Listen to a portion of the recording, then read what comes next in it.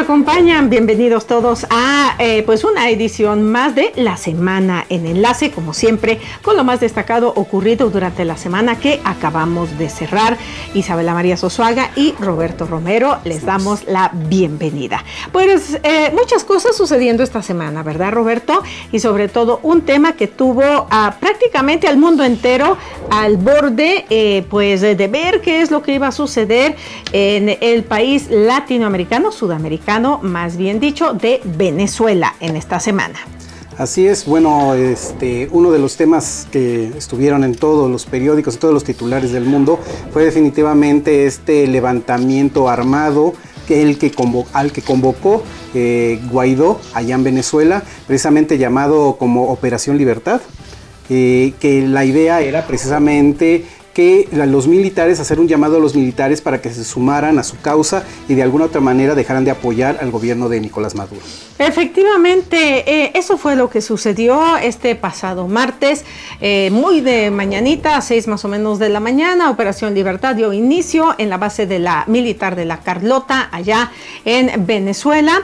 Algunos militares, respaldando al presidente en funciones, Juan Guaidó, se posesionaron de esa base militar y lanzaron pues esta llamada a todos los militares a unirse, a que terminara lo que ellos denominaron la usurpación. Dentro de esta movilización, el presidente Guaidó también, como presidente en funciones, concedió el indulto al líder de la oposición, Leopoldo López, ¿verdad?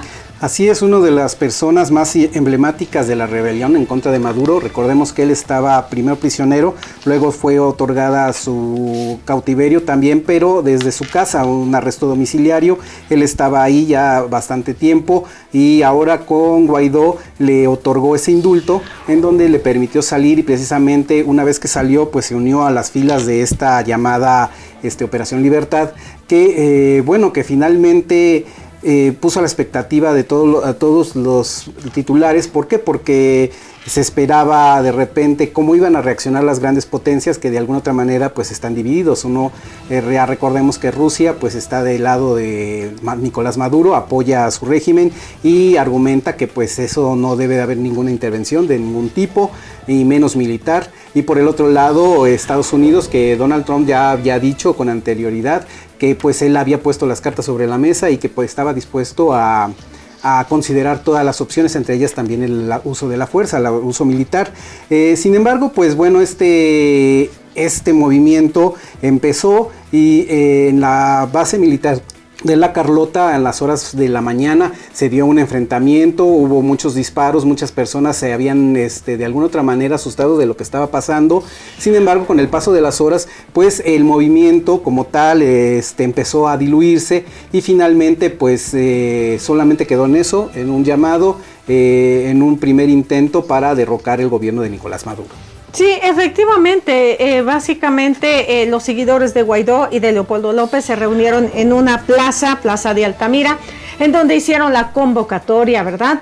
Para que fueran civiles y todo el mundo saliera y se manifestara y apoyara la Operación Libertad, por supuesto, sobre todo militares. Desafortunadamente, aún por parte del sector militar, no se dieron mayores apoyos. Lo que sí se dio fue pues la salida de las Fuerzas Armadas del presidente Nicolás Maduro al mando del general Padrino, Vladimir Padrino López, quien dijo que se estaba haciendo uso de las Fuerzas Armadas para de alguna manera a sofocar lo que era una insurrección. La llamó armada porque dijo que tenían armas. Efectivamente había militares que portaban armas, pero que muy rápidamente, ¿verdad? En las primeras horas, si se quiere, aquello se sofocó. Lo que sí se dieron fueron concentraciones civiles, sí salieron a las calles, se manifestaron y desafortunadamente hubo muertos y bastantes heridos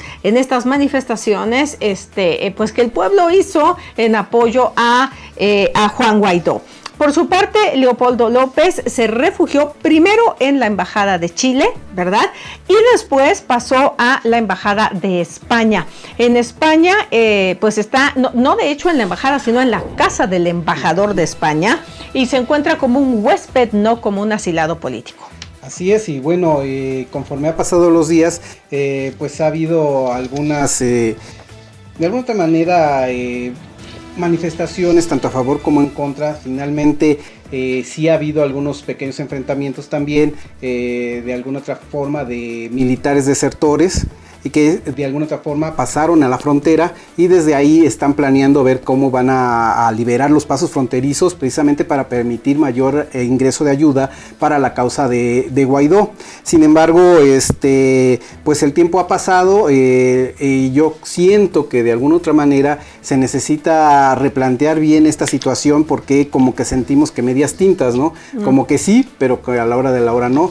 De entrada, pues el llamado a esta Operación Libertad pues se adelantó un día de lo planeado. Se supone que se tenía que hacer un día después de lo que ocurrió. El 1 de mayo. Exactamente, con motivo también utilizando el marco pues de las protestas obviamente del movimiento obrero. Sin embargo, pues los motivos que adelantaron esta operación pues son diversos, y de alguna otra manera pues se tuvo que adelantar, y lo que yo siento es que fue una buena decisión adelantarlo, porque tal vez ya con las manifestaciones hubiera sido más peligroso para las personas, ¿no? Para los civiles, efectivamente. Leopoldo López, pues por su lado, como les comento, continúa en lo que es la casa del embajador de España.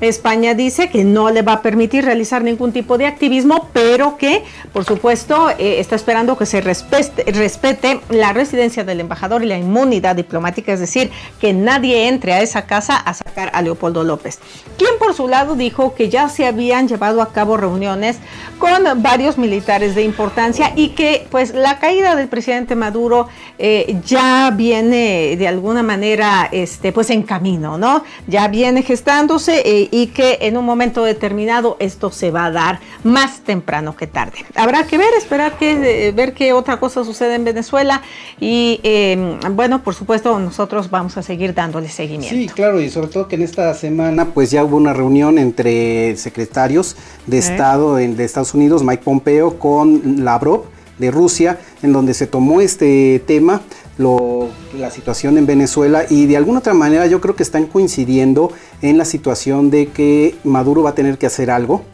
que lo que sí yo creo que están de acuerdo es de que la situación tiene que cambiar, y sí se puede plantear ya la posibilidad de que Maduro esté pensando seriamente en dejar el poder. A lo mejor no hacerlo como se plantea dentro de la Operación Libertad, pero sí empezar a poner las condiciones para una renovación del mandato.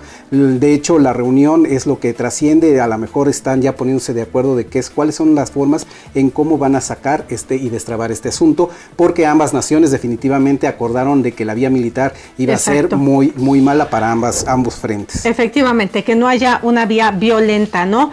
Ese día que se inició la Operación Libertad, Mike Pompeo dijo tener información de que Maduro estaba prácticamente ya listo para subirse a un avión para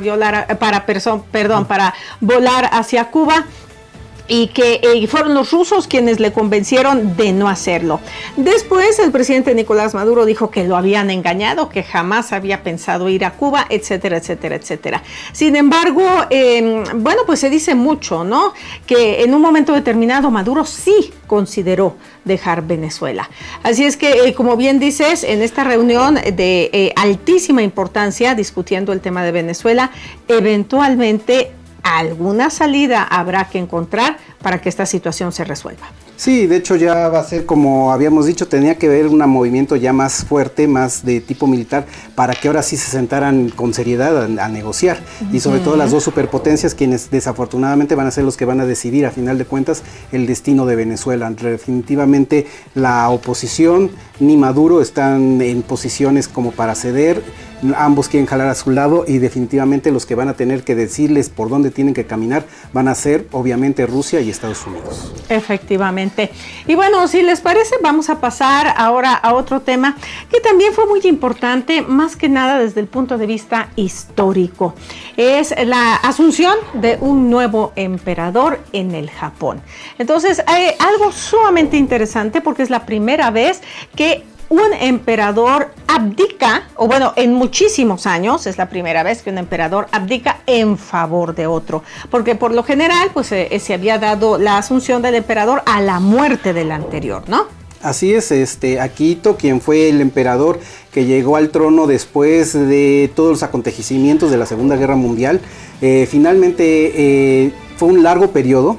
Y después de 200 años en donde no había habido una abdicación, como dices, en Japón, pues ahora él mismo pidió esa autorización. Precisamente se modificaron algunas leyes para que él pudiera abdicar, precisamente porque él considera que ya su estado de salud ya no le permite mantener ese ritmo de el control hacia lo que es el gobierno, mantener el imperio, y entonces vio esa opción viable y dejarle el trono precisamente a su hijo mayor, Naruhito, quien ahora pues es el nuevo emperador del Japón.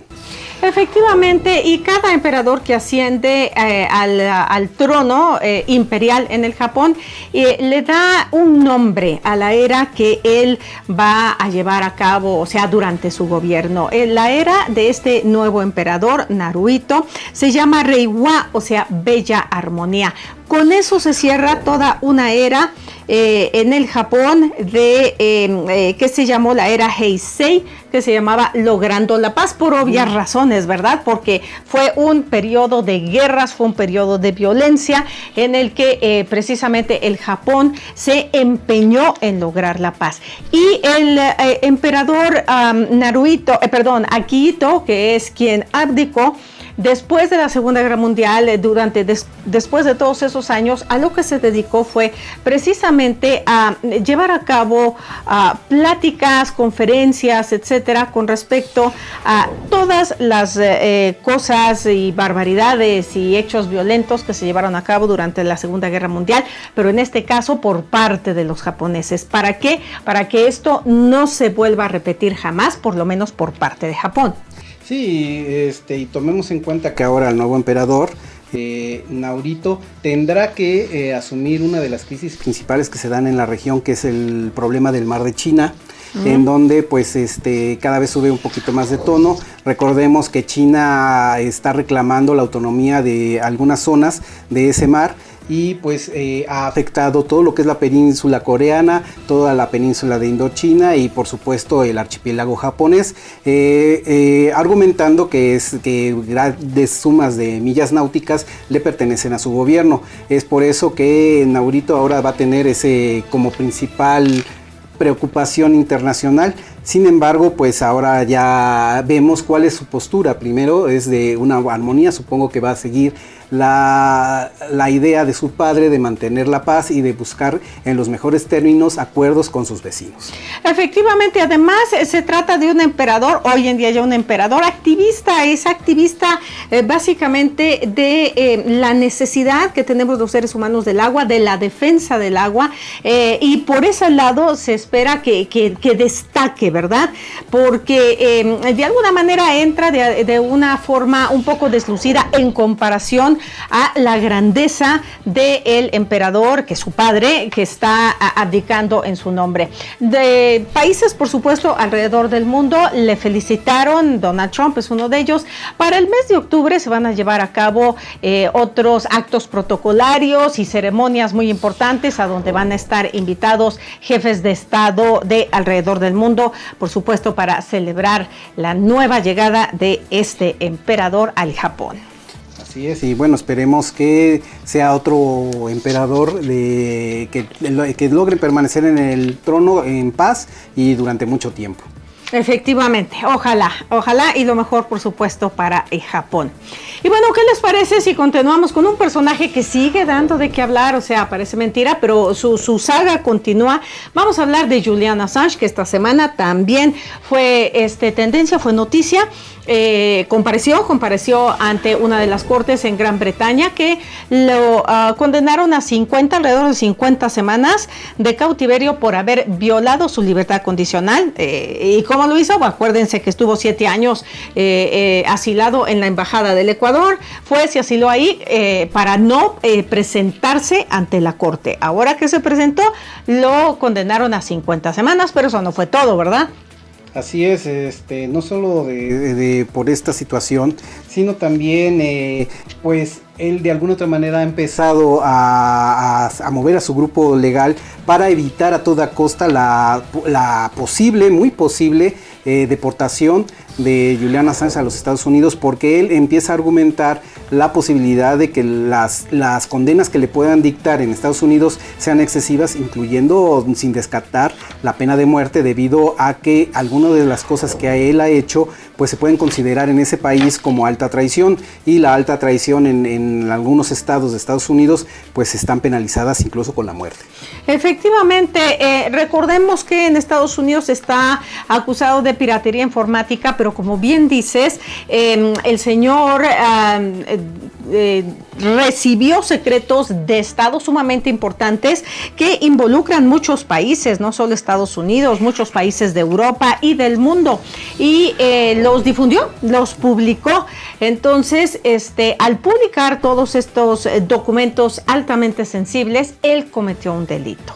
Y en este sentido, lo que no quiere es enfrentar la justicia estadounidense, que como bien dices, pudiera llegar, aunque el abogado acusador en Gran Bretaña dice que son delitos que puede conllevar una pena de 5 años. La verdad es que es bastante sospechoso que hayan también arrestado más o menos por esta misma época, ¿verdad? A este joven o a esta señorita, ¿verdad? Chelsea Manning, que fue quien le dio todos estos secretos a Assange en su momento. La volvieron a arrestar y por haberse negado a declarar ante el gran jurado, y le rechazaron la petición de libertad.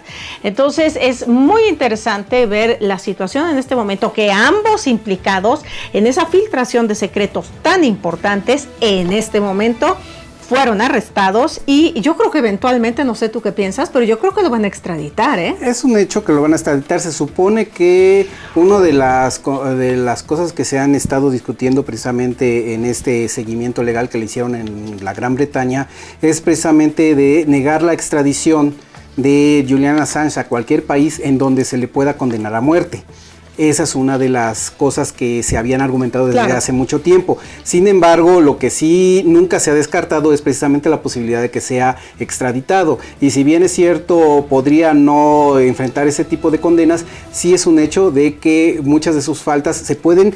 Los abogados precisamente de Estados Unidos, como Ben Brandon, ha abierto esa posibilidad de que efectivamente muchas de estas cosas pueden ser graves y que podrían alcanzar penas de consideración en los Estados Unidos. Y es parte por eso que Julian Assange sigue reacio a esta situación de la extradición, y muchos activistas precisamente relacionados con la libertad de expresión pues se han puesto a favor de Julian Assange y iniciado una serie de cosas, de declaraciones y movilizaciones para evitar que sea extraditado a los Estados Unidos. Mire, nada más para que se dé una idea, el abogado que es la parte acusadora por parte de Estados Unidos declaró que presuntamente estas dos personas, o sea, Manning y Assange, publicaron documentos que fueron extraídos obviamente de manera ilegal de una computadora del gobierno, que incluían 90,000 informes de la actividad de la guerra en Afganistán, 400,000 documentos relacionados con la guerra en Irak, y de igual manera 800 evaluaciones de detenidos en la prisión de Guantánamo y 250,000 cables del Departamento de Estado. Eso solo por parte de Estados Unidos. Ni recordemos, ustedes se acordarán de las conversaciones que se filtraron, se transcribieron, de Angela Merkel, de un montón de líderes, ¿verdad? De lo que es Europa, los aliados de Estados Unidos, esto sobre todo durante la época de Obama. Ahora bien, todo esto, claro está, ha provocado importantes reacciones dentro de Inglaterra, ¿verdad? Dentro de Inglaterra, el líder de la oposición, Jeremy Corbyn, se opone a la extradición diciendo, ¿verdad? Está afirmando que es el hombre, pues casi fue héroe y expuso al mundo entero atrocidades que había cometido Estados Unidos en Irak y Afganistán.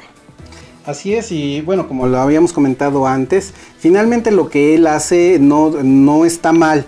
si lo vemos desde el punto de vista generalizado. Sin embargo, muchos de estos informes y filtraciones tienen información delicada de personas que de alguna otra manera su identificación puede poner en peligro tanto sus vidas como la seguridad nacional de algunas naciones. Ese es el problema, y por lo que las personas de los que están llevando a cabo la causa de Estados Unidos de manera legal están reclamando, y por eso piden su extradición. Y como habíamos dicho, también la forma en cómo se han ido filtrando esta información sin ser analizada previamente para cuidar la identificación de las personas, pues ponen mucho riesgo a altos funcionarios de no solo Estados Unidos, sino, como acabas de decir, de muchos países. Efectivamente, y bueno, pues dentro de lo que es la primera ministra de Gran Bretaña dijo que pues nadie está por encima de la ley, y yo creo que tarde o temprano el señor Julian Assange va a tener que ir a Estados Unidos a rendir cuentas de pues la publicación en su portal de Wikileaks de todos estos documentos. Y bien, ¿qué les parece si nos vamos ahora a información del marco nacional? Esta semana se llevó a cabo la aprobación de una reforma absolutamente necesaria para que se pueda firmar lo que es el tratado de pues libre comercio entre Estados Unidos, México y Canadá, la reforma laboral, ¿no? Así es, fue una reforma que pues algunos critican porque fue muy rápida, y algunos consideran que puede tener algunos agujeros legales, algunos problemas ahí que falten de ajustar. Sin embargo, pues se tuvo que hacer de esa manera muy rápido, debido a que recordemos que Estados Unidos condicionó la aprobación del TEMEC, del Tratado de Libre Comercio nuevo, a que estuviera precisamente aprobada esta ley, que según a los ojos de Estados Unidos era necesario para México. Y sin embargo, bueno, ahorita que ya está hecha como tal, pues Estados Unidos todavía no da fecha para cuándo va a autorizar el TEMEC. Recordemos que Estados Unidos y la política exterior que está siguiendo Donald Trump, que le ha causado muchos problemas en otros lados del mundo, es precisamente de que pide primero las condiciones. Una vez que se le dan, no hacen gran cosa, no se apuran de la misma forma en resolver esto. Esperemos que lo hagan de manera pronta, expedita, como dicen, para que precisamente muchas de la industria que ahorita está en cierta incertidumbre de qué es lo que va a pasar con ellos, pues se haga la autorización y se dé certeza precisamente en esta materia. Pues efectivamente estamos esperando a ver que se manifieste Estados Unidos. Sin embargo, yo creo que aún no se ha manifestado porque quedaron lagunas en esa reforma laboral que salió verdaderamente al vapor, literalmente al vapor. Una reforma tan importante como es el trabajo, el reformar las leyes que rigen el trabajo en México.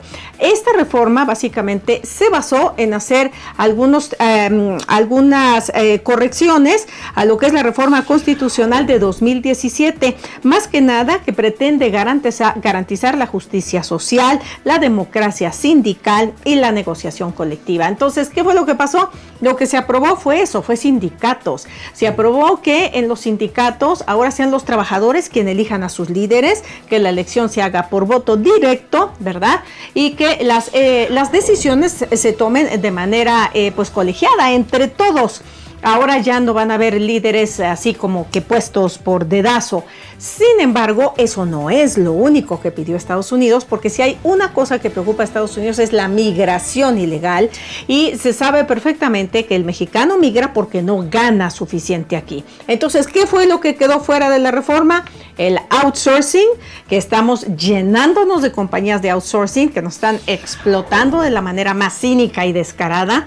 Quedó también garantizar los ingresos insuficientes del mexicano. Ahí está algo que pedía Estados Unidos, que se elevaran los salarios, y también desaparecer el salario mínimo quedó pendiente.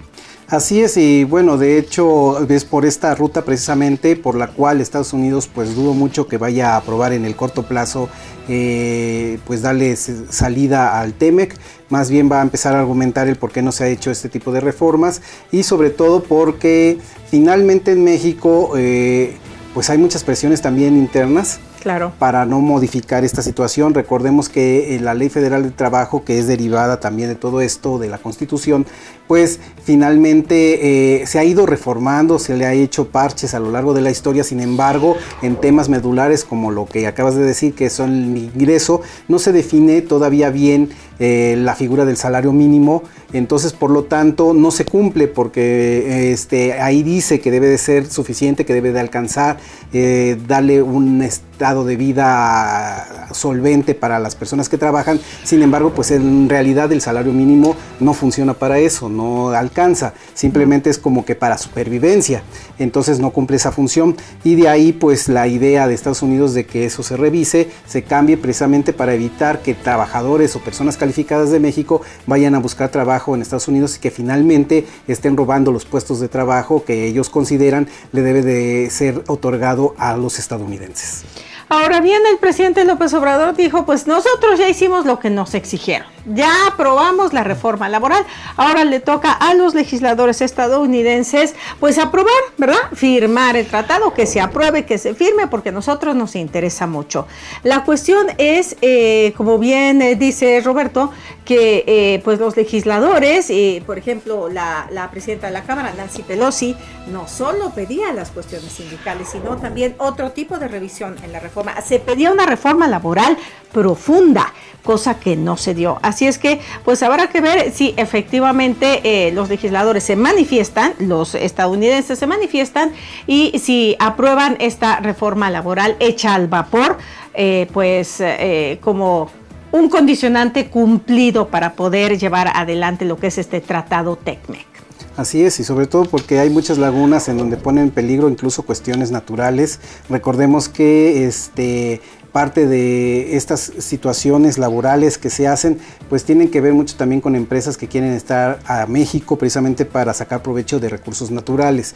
Y bueno, si el sindicalismo no está fortalecido en ese sentido, pues puede caerse en problemas de corporativismos. En fin, hay muchas cosas que se tienen que analizar poco a poco, y sobre todo el del ingreso es lo medular, y claro, yo creo que es lo que más trabajo va a costar. Y más trabajo va a costar, y no se cubrió. Por alguna o muchas razones no se cubrió. Y bueno, pues pasamos rápidamente a otro tema muy importante en esta semana, dentro del marco de la conmemoración de la libertad de prensa, ¿no? Así es, apenas se conmemoró esta libertad de prensa que en México, la verdad, pues ha sido visto con tristeza debido a toda esta escalada en personas dedicadas al periodismo y relacionados que han perdido la vida, precisamente víctimas de violencia, y que de alguna otra manera también se culpa incluso a funcionarios públicos de deliberadamente mantener a raya al periodismo y por supuesto a la libertad de expresión. Efectivamente, imagínense, desde el año 2000 hasta la fecha hemos tenido 147 homicidios de periodistas y comunicadores, 15 mujeres, 21 se encuentran desaparecidos desde el 2005 y se han perpetrado 52 atentados a medios de comunicación, a sus instalaciones. Y para acabarla, en el mismo día de la conmemoración de la libertad de prensa, que fue por cierto este 3 de mayo, se da el asesinato de un comunicador más, esto en el estado de Oaxaca, Telésforo Santiago Enríquez, quien era pues fundador de una radio comunitaria en Oaxaca, que unos días atrás, de pura casualidad, había hecho denuncias contra algunos pues funcionarios públicos por algún tipo de irregularidades. El resultado, lo mataron.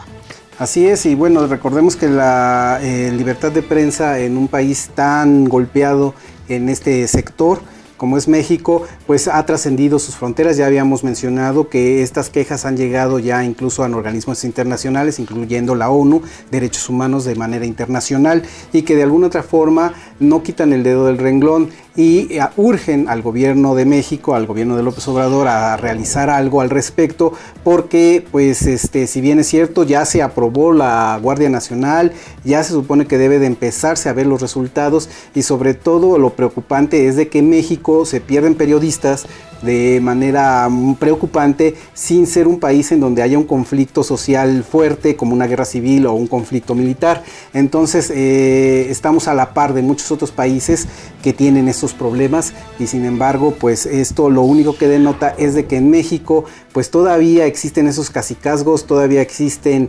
personas que se sienten con la autoridad de condicionar la información y por supuesto al trabajo de los periodistas para acallarlos, y lo peor del caso es que esto no solamente daña a estas personas y a sus familiares, sino que a final de cuentas es en detrimento del desarrollo de la sociedad mexicana.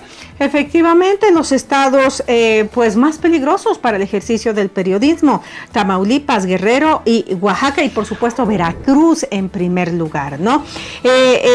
Básicamente la Comisión Nacional de Derechos Humanos señala que hay un 90% de impunidad en todo lo que tiene que ver en investigación de casos de atentados contra instalaciones de medios de comunicación. Definitivamente no es necesario que la Comisión Nacional de Derechos Humanos lo diga, lo dicen también todas las corporaciones internacionales, organizaciones de reporteros y de información internacionales como Artículo 19, como Reporteros Sin Fronteras. Efectivamente, México es el país más peligroso para los periodistas, es una vergüenza, y a pesar de que existe mucha legislación y muchas leyes y muchas instituciones de protección a los periodistas, seguimos sin abatir esa vergonzosa cifra. Así es, y ojalá las autoridades actuales pues hagan algo, porque lejos de estarse peleando y polarizando la sociedad, pues ojalá y sean abiertos en esta cuestión de la información y que permitan y vigilen que los gobiernos estatales hagan lo mismo.